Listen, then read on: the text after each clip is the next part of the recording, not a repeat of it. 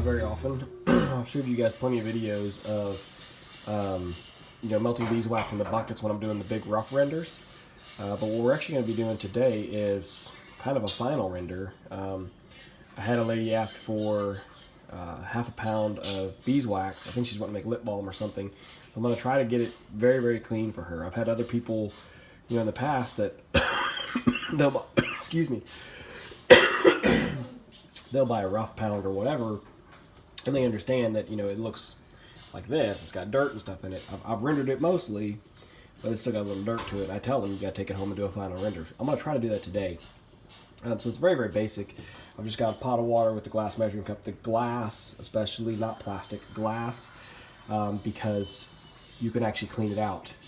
Plastic, the wax wants to soak in and you can't hardly ever get it back off, it seems like. But with the glass, you can just heat the glass back up and wipe it right out with a paper towel. Little miniature muffin cake pan here with aluminum foil, again, just so it doesn't stick to it too bad. And I'm actually going to spray a little bit of foam release. I've got some foam release for candles, so I'll spray a little bit of that in there as well. And then actually, ultimately, what we're going to do is we've got to pour the wax through a paper towel filter into here, and I'm going to set it on a scale. I'm going to zero the scale, set it on the scale, and then as I pour the liquid wax and it drips in, then we'll just wait till the scale reads that it's half a pound. And I always throw a little bit of Lanny up there just to make sure there's no complaints that they got screwed and didn't quite get the half pound they paid for. So anyway, we're going to keep this melting down nice and slow. We're not boiling the water. We've just got it set on a low simmer, just enough to transfer that heat. One thing I had tried in the past, excuse me, was I tried microwaving it. Thinking, heck, that'll get it hot fast. But it actually doesn't. I microwaved for like 10 minutes and the wax didn't want to melt.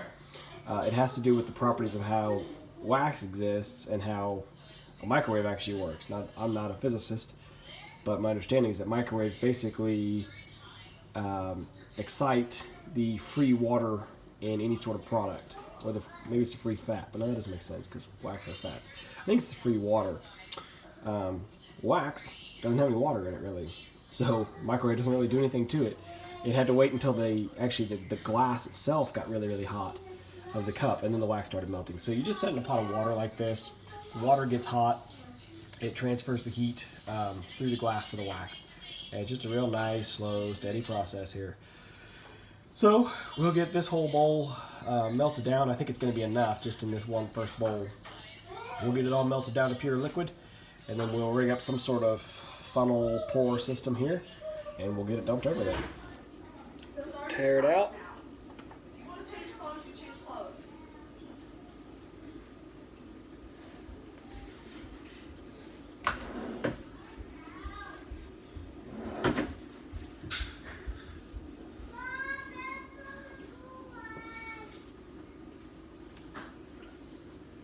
Too much crap settled to the bottom. What? Look at all that crap that settled down on the bottom. Okay.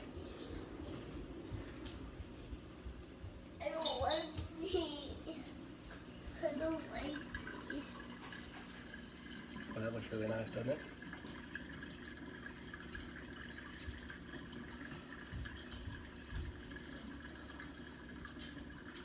So your scale's reading pounds and ounces, so you need 8 ounces, right? You doing okay? Yeah. I don't want these socks, Dad. Oh, it made it through. What made it through? Oh no, it was just. Oh okay. yeah, I was gonna say. I thought. I was like, I don't know how it would have. Solid bottom. What did it make? Problem is when it starts to cool. Like the hard part about this is sometimes it'll try to cool in the filter. You're gonna need more. We're at 7.5. I can see you. I mean, it's fine. I'll give her extra. I don't care.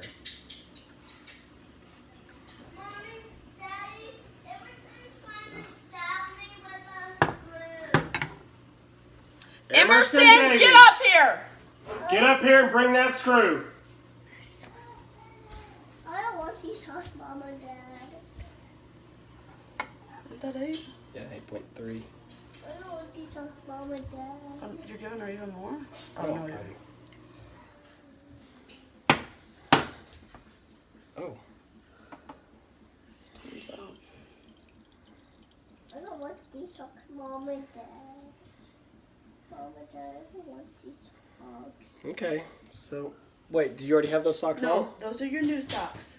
Please. I don't want these socks. Come up here and Okay, bring then whatever you don't screw get to you were wear stabbing socks. Kenzie with. Alright, well, I think you guys got the gist of it there. This is really an extremely inefficient way to do it. I know that. I'm well aware. But we were kind of last minute. Headley just asked for it yesterday, and my wife's going to bring it to her today. So we had to go through this process of melting, pouring, and filtering all at the same time, which is just not going to work long term. Because you can see I've still got a little gel here in the bottom of muddy wax or dirty wax, and it's drying on the filter, so I'm losing a lot to the filter. So what I'll have to do with this batch anyway, I'll probably just, I don't know, I'll probably end up just throwing that away because it's all going to get soaked into the filter. I'll see if I can't peel it off and try to remelt it, but what I want to try to find, I think, is, this was years ago, so I'm sure they still exist, is just a little home, like, hobby candle making machine, and it had a reservoir up top to where you could dump in, you know, your wax pellets and your scents and everything else, and it was like a melting pot. And then I think it just had a valve you opened and it dripped down into a candle mold below. So I'm going to look for one of those, because then I can just put a big filter in it, in the reservoir up top, and just throw in all these big rough blocks. You know, this has been rendered multiple times. It's mostly very, very clean, but see, it's got just some little filth on top. It's got some propolis and debris still on the bottom. So there's that little bit of sludge still on it, but it's very, very clean. So once I get it to that level, I would do all of that outside, you know, in the big rendering pan or whatever. And then once I get it to this, you know, 90% clean level, then I would run it through the candle maker, melt it down into blocks of clean, pure wax. And then, if I can't sit there, you know, and run my mold underneath of that and catch it all, I'll just melt it all into, like, you know, aggregate clean blocks. And then maybe I'll have to melt it down again in a pot like this to actually pour into molds. That part I don't know yet, but the key is getting something that's very passive that can just melt and filter all at once while you're doing other stuff. This was 2 hours on the stove this morning for it to melt down slowly and then pour it. And then, of course, now I've got a huge mess to clean up. So that's all the other issues that go into it. That's why beeswax is expensive. It's hard to get in the first place, and it's even harder to work and clean and filter. But look at that. This is just starting to set up. That is beautiful, beautiful beeswax. I'm really, really excited about it. Honestly, you know, it's been, gosh, what, almost 7 years that I've been keeping bees. And I think this is the first time that I've gone to this level with cleaning beeswax. I've had a lot of people come buy it from me, you know, in this state. Emerson, please. I've had a lot of people buy it from me like this, and I just tell them, you know, hey, the deal is you got to still melt it down and filter it one more time, and they've been fine with that. But I want to get to this point. I want to get to where I'm selling people a finished, pure, clean beeswax. So yeah, cool. Well, there it is. For a first go of pouring a pure bar of beeswax, a clean beeswax, I'm really happy with that. Really, really happy. I used the aluminum foil inside the pan here just to keep it from sticking potentially to the pan. I also sprayed the foam release inside the foil, and it came off super clean. Actually, the only place that it stuck was like right here in this wrinkle. So I think maybe the next time we try a foam release directly in the pan, and see about pouring some blocks. Daddy, I was already done. It's getting hotter. Okay, relax, buddy. It's on defrost mode. It's not going to burn the bread. Like I said, I need to get to where I can pour out, you know, 1 pound cast molds, and I don't know. I'm sure I could experiment with this and just kind of figure out where the level's at. I have a 1 pound hexagonal mold somewhere. I'll have to find it. And I have the little 1 ounce or 2 ounce stick molds somewhere. They're in the same spot as the hexagonal mold. Haven't seen them in over a year since we moved. So I don't know where they're at, but I didn't throw them away. They're out here somewhere. But anyway, yeah. Just wanted to summarize that for you guys. Like I said, my first process here was pretty rocky, but that looks amazing. And oh, it smells absolutely terrific. So that's got me excited. That makes me want to do more.